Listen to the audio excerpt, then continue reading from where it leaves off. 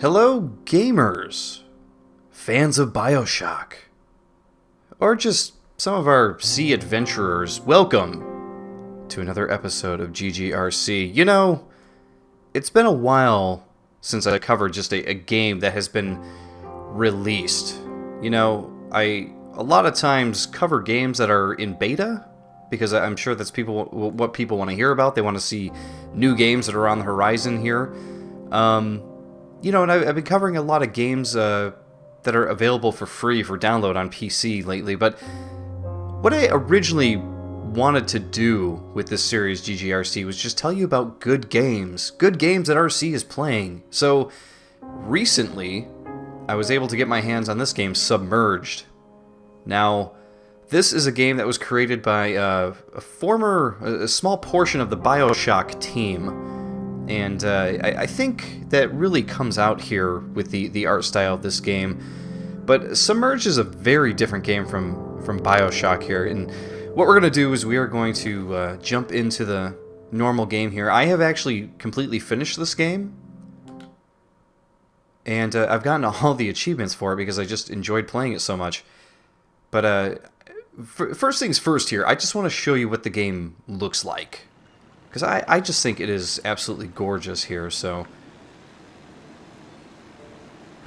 You play as this girl here, and the whole premise of the game is that you're trying to save her brother, and you are...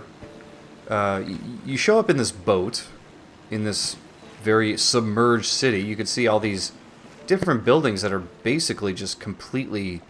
or at least really close to being completely covered by water. Which is a very interesting look, right? So you'll see some of here's the memorial library, completely covered.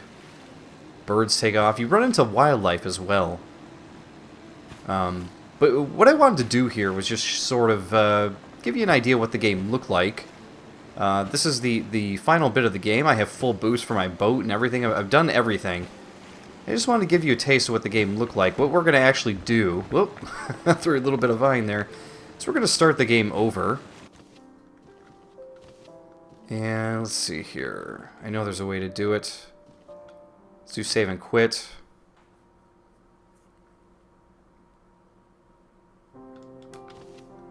Jump into options. Go to new game. And yeah, we're going to start a new game. I've done everything. I want to start over here.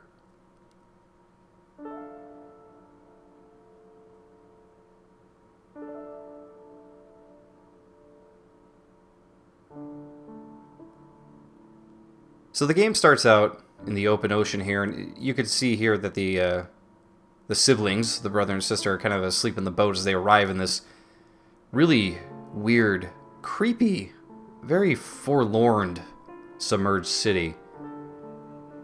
And this is where the BioShock feel, at least for me, definitely clips in. I mean, BioShock, of course, took place in a underwater, I guess, what do you want to call it? I guess it was an underwater city, right? Everything was connected by tubes underwater, and yeah, so I mean, this just continues that whole thing here by, I guess we're on the surface, sort of, but there's no land to speak of. And I guess in a way you could almost think that this is continuing the story of BioShock, or perhaps maybe this is what is going on outside of the underwater city that BioShock took place in. But, the siblings here in their boat, they show up. And the sister is completely fine, but there's something wrong with the brother, and things are told through the game, because there actually is a story to it, but things are told without any words whatsoever. Everything is done through motion, gesture, and sound, but no actual dialogue or speaking. So here we actually take control, start the game. We have to bring our brother up to this resting area here. But again, look how beautiful this game is. Now, one of the odd things about the game, though, with how nice it actually looks is that the animation of the girl is a bit strange. If you look at her walk cycle, it looks a bit stiff. It was one thing that definitely stuck out to me when I started playing this game. So when I started it, I was like, you know, oh, okay, this was made by a team who belonged to the BioShock team, the guys who created, you know, they created one of the best FPS games ever, right? But seeing that animation sequence, I was kind of like, that doesn't look all that great. It's kind of stiff. I don't know. I wasn't really feeling it. I was like, man, this game, I really hope it dazzles me a bit. But, oh yeah, and right here, this is how they tell the stories, just through these little drawings here. But yeah, I was hoping that this game would dazzle me because it didn't impress me immediately with those animations. It's usually, you could see the stab wound or the slash that the kid has in his stomach there. And then when you run out from him, she'll kind of tell you, like, oh, she needs something to stop his bleeding. So as the game goes, you keep picking up different things to help out her brother. So yeah, the way she runs, the way she walks, you know, usually bad animation is the sure sign of, like, a game that was made, you know, without much care, I guess. It's sort of prevalent in a lot of Unity games, and it really scared me starting this game, but I was completely taken aback by how much I was actually into this game. I have other games on the back burner that I really should be playing because they're important to get to for my Game of the Year of 2016. By the way, there was a whale over here that was coming up. Look at that! How cool is that? Ran into our first whale of the new game. And we unlocked the whale as he breaches there. So cool. So awesome. So as you find wildlife, it actually unlocks in your diary as well.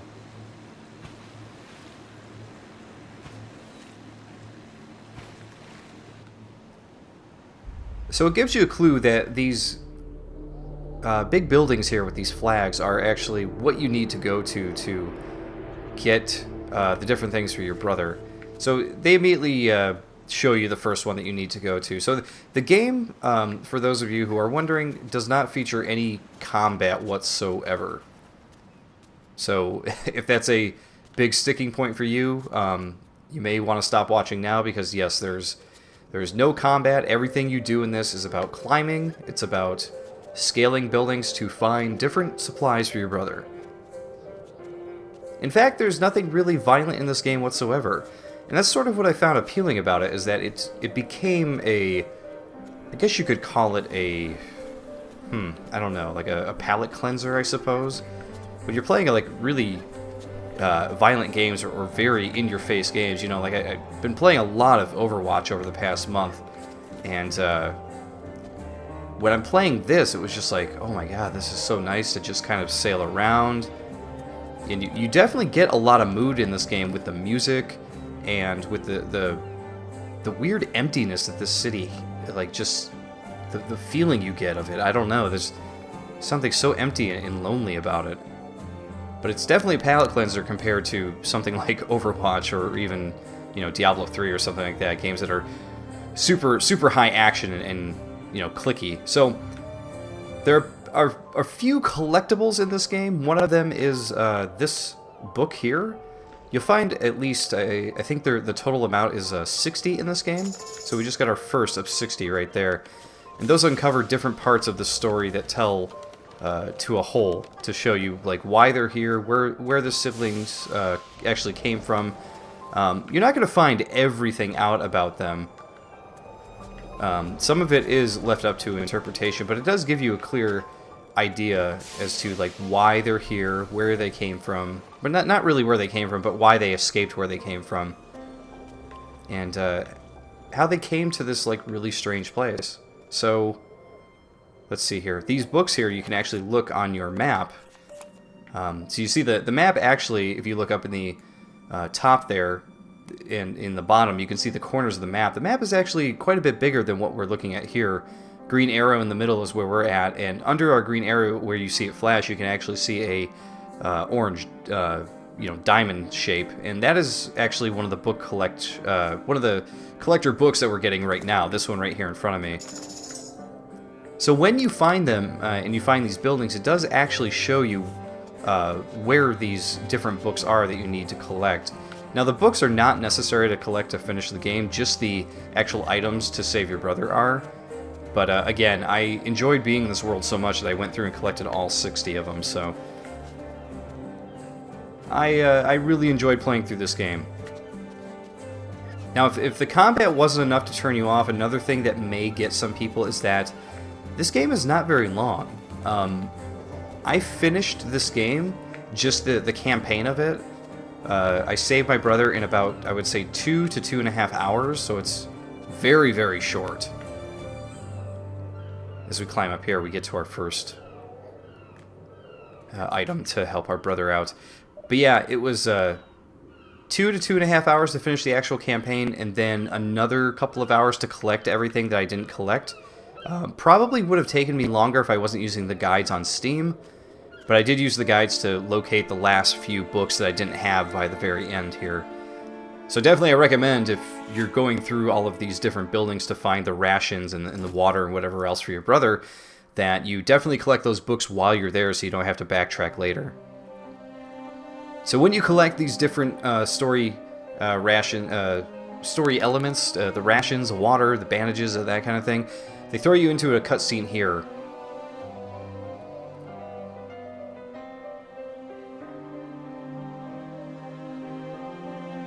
There we go, we bandage him up. Yeah, we've had a long day, so let's take a nap. Get some well-deserved rest. Here's another piece of the story.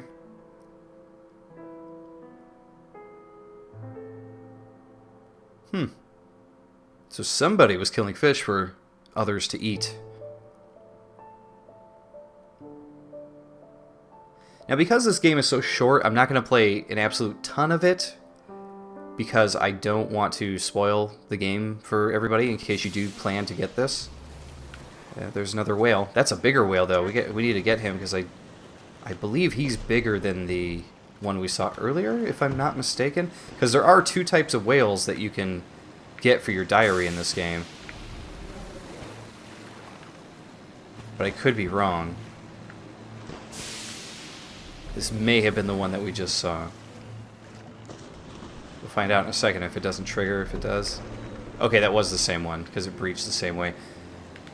So I forget. There's either a much bigger one or a slightly smaller one. I don't know.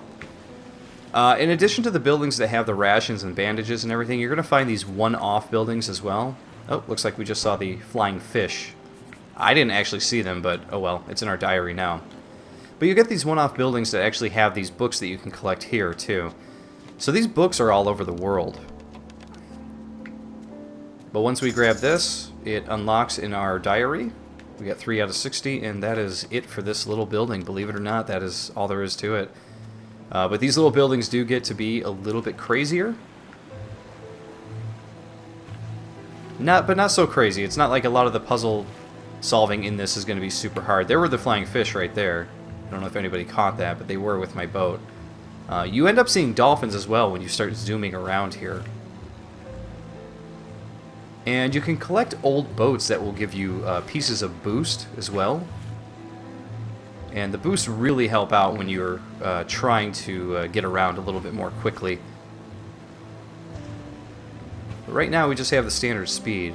So I believe one more building ought to do it to unlock the piece of the story that I'm looking to find. Oh, there's also landmarks that you can find too. I believe that this Eiffel Tower looking thing is a landmark. It should unlock for us when we get close to it. So it'll give you sort of this cutscene here, the net to the sky. And what's interesting about all these ruins is that it kind of gives you the idea that there was a civilization before what exists now, which I always find interesting in games and books. The idea of what civilization will be like whenever, you know, ours collapses, if it ever comes to that. Which everybody seems to believe it will, but it's always interesting to see different people's take on it, so... Alright, we're going to do one more building here. Again, this should unlock the next piece of story that I want to show off before we call the video.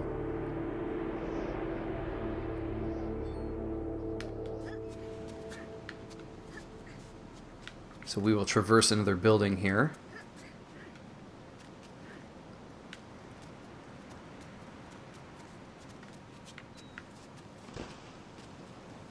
So I guess one of the best ways that I could describe this game is I would probably call it a Prince of Persia light.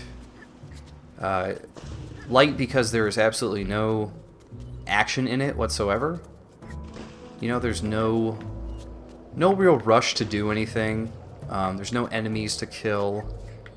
And you can solve these puzzles however you want. Now, getting up the building is the easy part. Oh, you see that guy up there in that top right?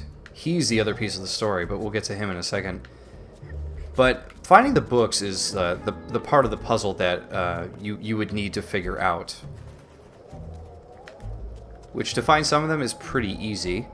But getting to the top of the building is actually the easiest part about it. So if you're just trying to get to the top to get to the rations or the bandages or the water, whatever it is you're trying to get for your brother to help him survive, getting that piece is the easy part. Finding all these books, that's the challenge, and that's the part that I actually liked. Now, finding the books around the world was what I actually used the guide for. I did not find that to be super enjoyable, but finding everything on these buildings was a lot of fun because you'd end up looking back on your map and you'd see, oh look, where my character is, you can see that there's 3 more books that I need to find.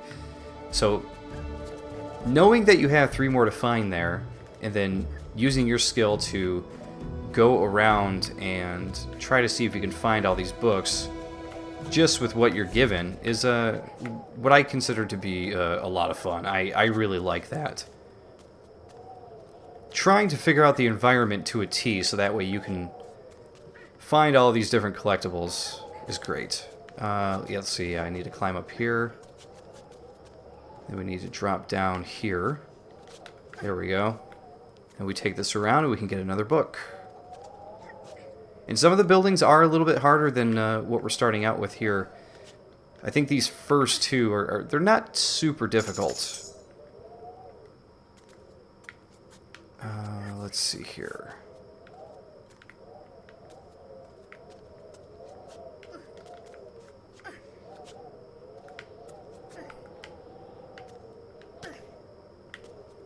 So you saw that white dude who's a little bit creepy up in the top right there when I was climbing a little bit earlier. And they have a lot to do with the last bit of the story.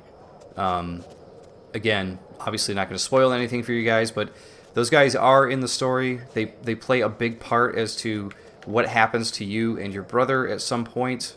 And I'm going to leave it at that. I guess that's all we could do over here, so we gotta go back. We got the 1 book. I guess that's all we needed. Back to climbing up.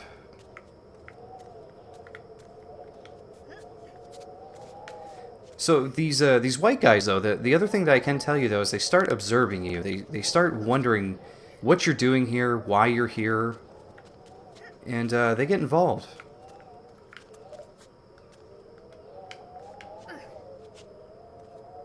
Heading back.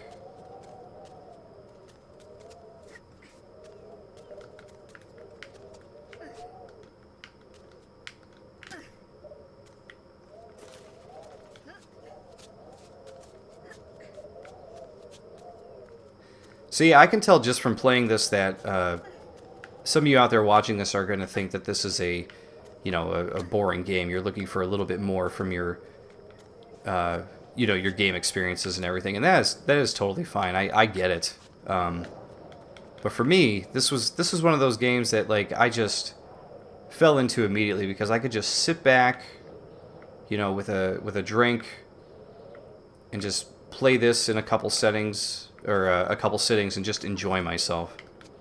Here we go. Sometimes the way to go up is going down first, right? Apparently I cannot go up that way, so I gotta go down some more. Apparently to keep going up, sometimes you must go down even further. All these terrible Confucius things. I don't know. Is that even something Confucius would say? I don't know. But yeah, it's a real chill game. It's a real good chill game.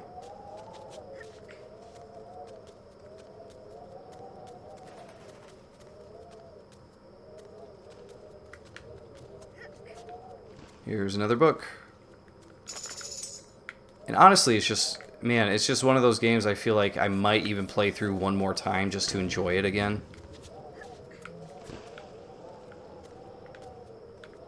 Sometimes when you're running up these areas, you can see those white guys just like running off of you know, cliffs where you were and everything. It's pretty wild. They always seem to want to run away from you. Okay, we can't go up that wall. I wanted to make sure we couldn't go up that way first.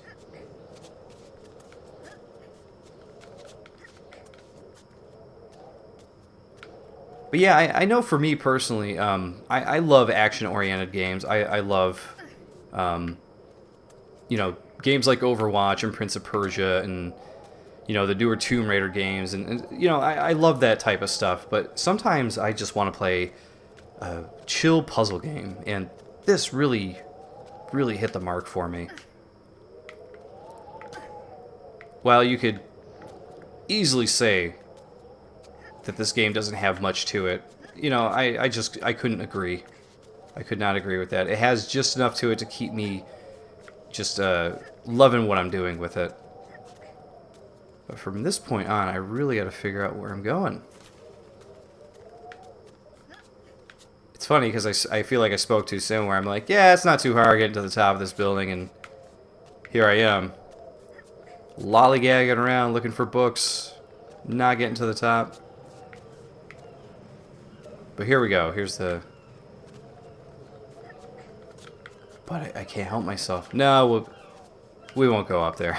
I know there's one final book at the top, but we're gonna call this in a second here. But let's grab this one here. It's another box of important rations that we need for her brother. Some fire to keep him warm.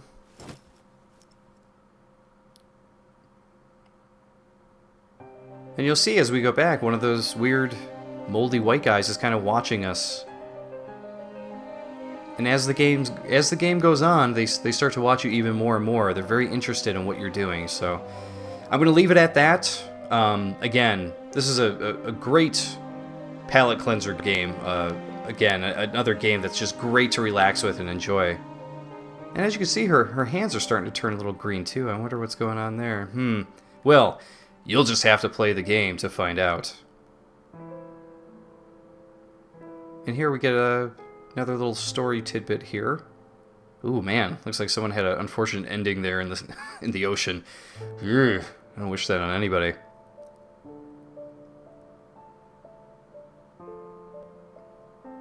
She checks on her brother again, and you do this a good 8 times to get, you know, all of the pieces that you need to bring him, you know, back to health and everything. But so now at this point, we're gonna go find him water. But we're gonna stare at the fire here, and we're gonna just get warm, get cozy here, and we're gonna call it here. But yeah, everybody, this is definitely a game I would call a good game. So I hope everybody checks it out, enjoy it. I actually got it on a recent Steam sale for about $5, so I had been looking at this for a while because it's from, you know, some former BioShock developers, and I thought that it was finally time to check it out, and I'm glad I did, because as I said, this is a good game, so check it out. I'll see you all later.